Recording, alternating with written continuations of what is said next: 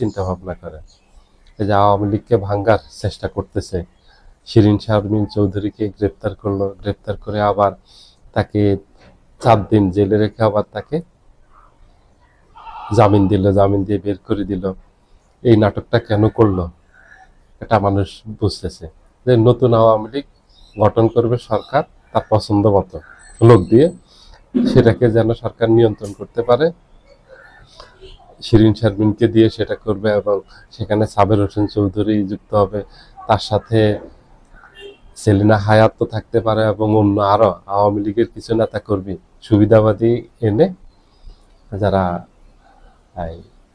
সরকারের তোষামোদি করবে, সরকার তাদেরকে ব্যবহার করতে পারবে ইচ্ছা মতো।